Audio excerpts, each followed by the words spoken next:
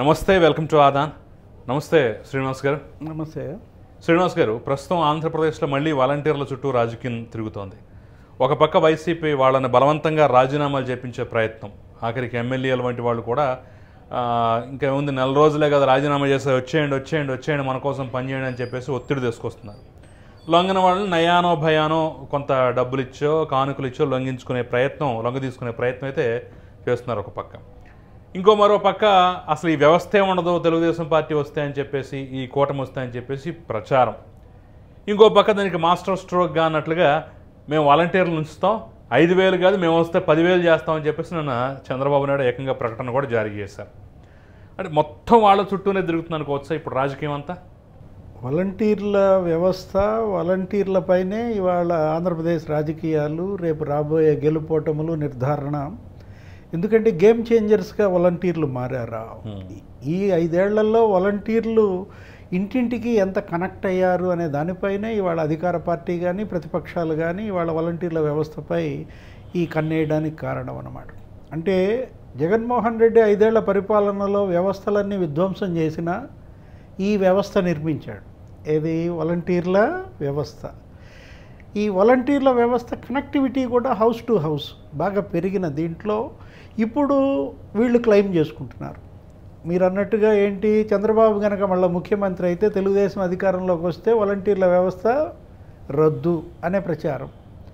దానికి కౌంటర్గా ఈరోజు చంద్రబాబు ప్రకటన ఏంటి, 10,000 చేస్తానంటే ఇంకా వాలంటీర్ల వ్యవస్థ రద్దు కాదు కదా, పైపెచ్చు డబల్ ద అమౌంట్.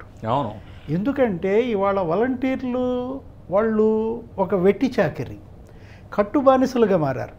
ముఖ్యంగా అధికార పార్టీ వైసీపీ వాళ్ళని ఎలా చూస్తోందంటే, మనం చూసాం వీళ్ళ యొక్క డ్యూటీస్ ఏంటి, ప్రభుత్వ కార్యక్రమాలని ప్రజల్లోకి తీసుకువెళ్ళడం, సంక్షేమ పథకాలకు అర్హులను గుర్తించడం, సిటిజన్ చార్టర్ లాగా వీళ్ళు కూడా డేటా సేకరణ, వీటిల్లో ఉన్నటువంటి వీళ్ళని ఏం చేస్తున్నారు, పార్టీ కార్యక్రమాలకు వాడుకుంటున్నారు.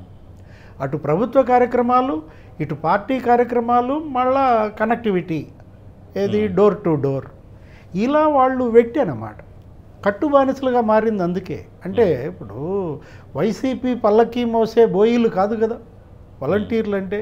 పోనీ మీరు వాళ్ళకి ఇస్తున్న జీతం ఎంత, గౌరవ వేతనమో కావచ్చు, ఎంత, కేవలం 5,000 రూపాయలు. దాన్ని 8,000 చేస్తానని ఎప్పుడు హామీ ఇచ్చాడు జగన్మోహన్ రెడ్డి? 2019 డిసెంబర్ దసరాకు అన్నాడు. ఇప్పటికి ఎన్ని దసరాలు అయ్యాయి? 4 దసరాలు అయినా కూడా జగన్మోహన్ రెడ్డి ఆ జీతాన్ని 8,000 చేయలేదు. అవును. వాలంటీర్లు కూడా మనం చూసాం, ఈ ఆశా వర్కర్లు, ఈ పారిశుధ్య కార్మికులు, అంగన్వాడీలతో పాటు వీళ్ళు కూడా ధర్నాలు, అక్కడక్కడ ఆందోళనలు కూడా చూసాం. అంటే తక్కువ వేతనం, ఎక్కువ పని, అదే కదా మనం వెట్టి చాకరీ దేశంలో ఇందిరాగాంధీ 76లో రద్దు చేసిందన్నా జగన్మోహన్ రెడ్డి దాన్ని పునరుద్ధరించాడా?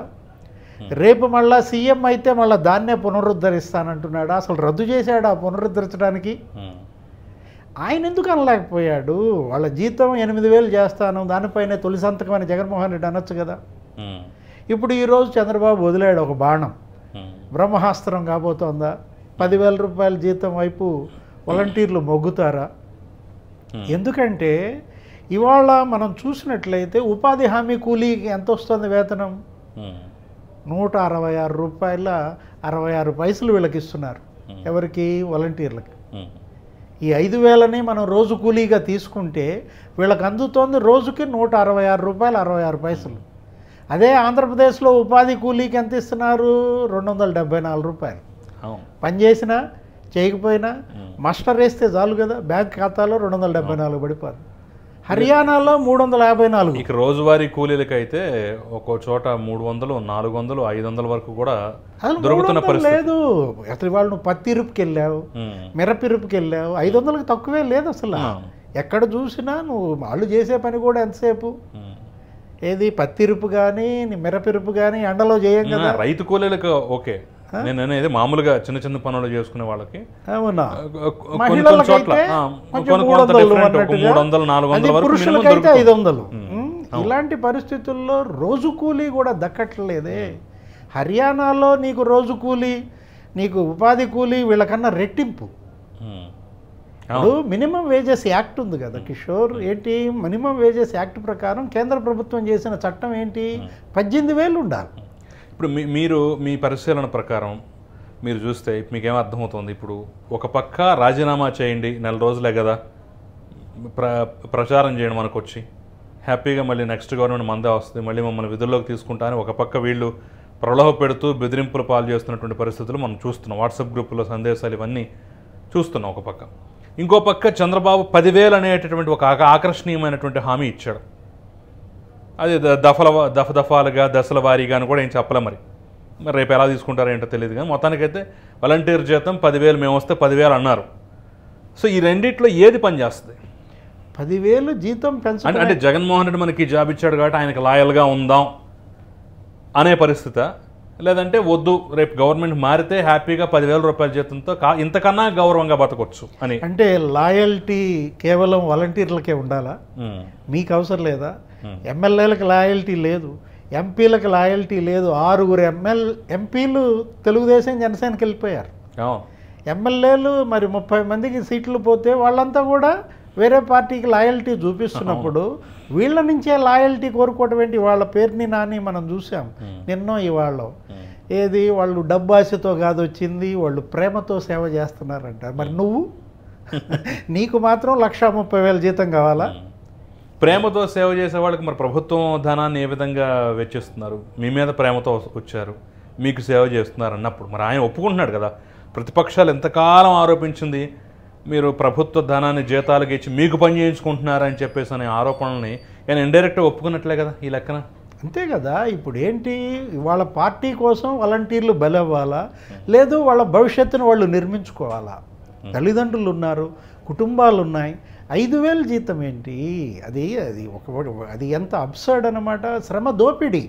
ఒక రకంగా చెప్పాలంటే ఇప్పుడు గడప గడపకి వాళ్ళనే వాడుతున్నారు. మా నమ్మకం భవిష్యత్తు జగనన్న అనేదానికి వాళ్ళనే వాడుతున్నారు. సిద్ధం సభలకి వాళ్ళనే వాడుతున్నారు. సామాజిక బస్సు యాత్రలో వీళ్ళే తిరగాల, కరపత్రాలు పంచాలా, ఇంటింటికి స్టిక్కర్లు అంటించాలా, సంచులు వేసుకు తిరగాల.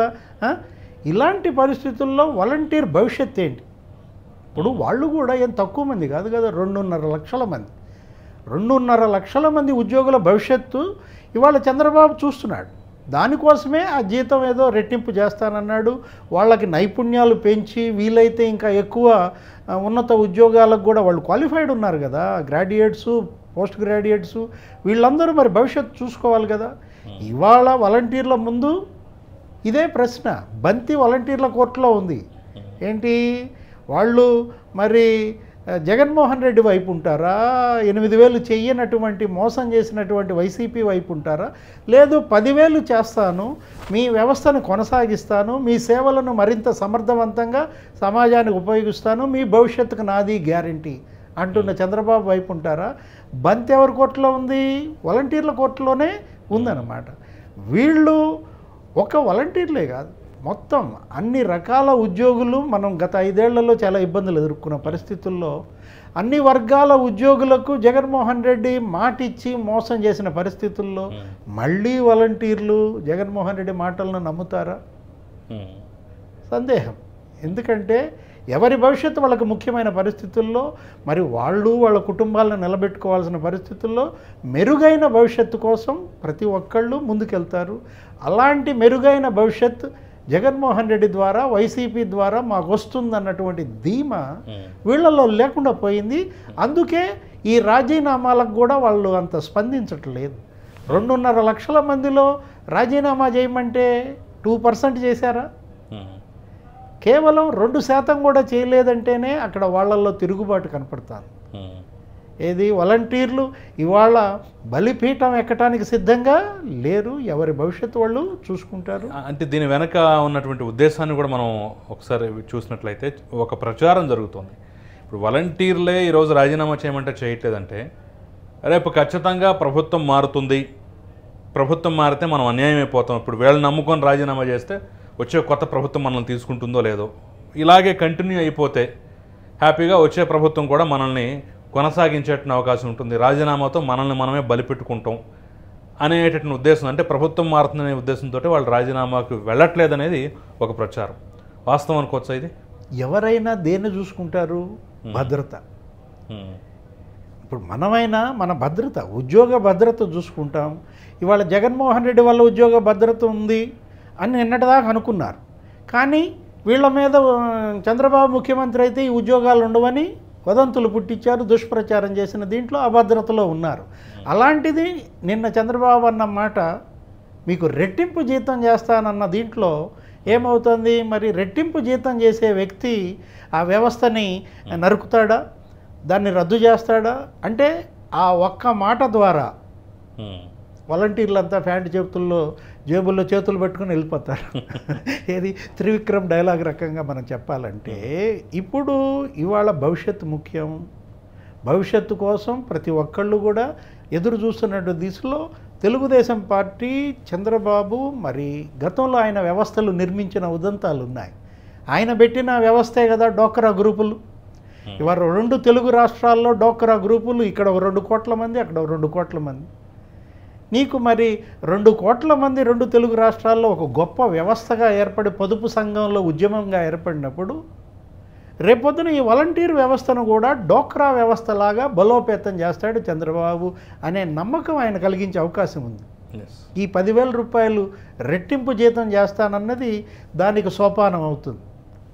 జగన్మోహన్ రెడ్డి మరి రేపొద్దున ఈ 30 రోజుల్లో దీనికి వాలంటీర్ ఆలోచించుకునే అవకాశం, ఎందుకంటే చాలా వరకు కొంతమంది మేము తెలుగుదేశం పార్టీకే మద్దతు అని చెప్పేసి వాళ్ళ ఒక గ్రూప్గా ఏర్పడి మద్దతు తెలుపుతున్నటువంటి విషయాలు కూడా మనకు వార్తల రూపంలో వస్తున్నాయి.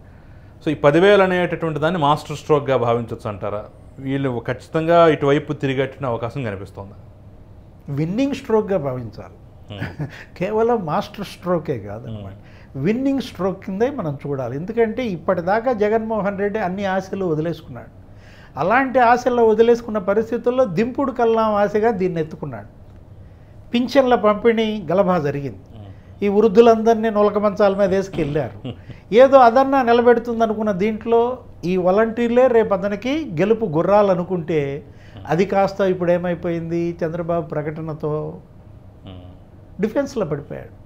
మరి ఈ 30 రోజుల్లో జగన్మోహన్ రెడ్డి మరి ఇంకేం తీస్తాడో చూడాలి.